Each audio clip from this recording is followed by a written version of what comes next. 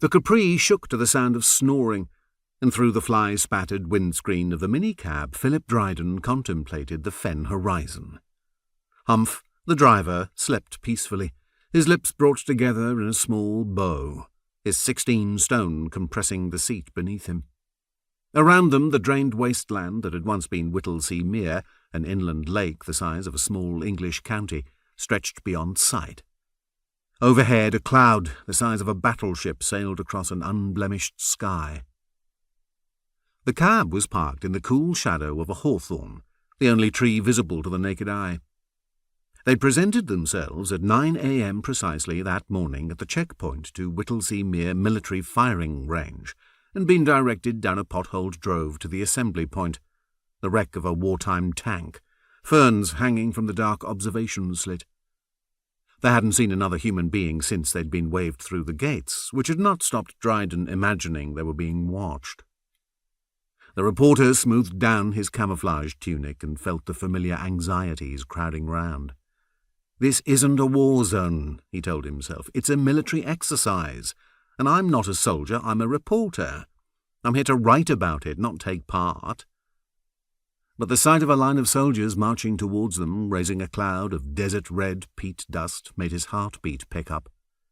A trickle of sweat set out from the edge of his thick jet-black hair down towards his eye. He brushed it aside, aware that another one would quickly take its place. Dryden checked his watch. 10:15 a.m. The time had come. He fingered the webbing inside the blue combat helmet he was holding. The neat carved features of his medieval face remained static. He got out, the Capri's rusted door hinges screaming, and circled the cab to Humph's open side window. "You can go," he said, waking the cabby, watching as he struggled to remember where he was and what he was doing. "Really?" said Humph, wiping his nose with a small pillowcase. "Can't I stick around until they start trying to kill people?" Dryden tried to smile. "Just remember, same place, 5 p.m. And for Christ's sake, don't leave me here." Boudicca, Humph's greyhound, dozing on a tartan rug in the back seat, yawned in the heat, trapping a blue bottle. Humph turned the ignition key, the engine coughed once and started, and he pulled away at speed, leaving an amber-red cloud as he raced towards the safety of the distant checkpoint. Dryden, alone, felt the hairs on his neck bristle. The soldiers approached the tank and, at a word from an officer, made temporary camp. They sat, feet in the ditch, and broke out water bottles while a billy can was set up on a portable gas ring.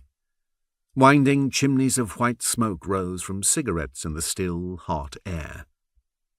Dryden sensed their collective antagonism to the presence of the press, and watched, oddly fascinated, as one soldier dismantled and oiled an automatic rifle. Another stood, walked a few yards downwind, and urinated into a ditch. Sensing the calculated insult, Dryden looked away and heard laughter at his back, then footsteps approaching.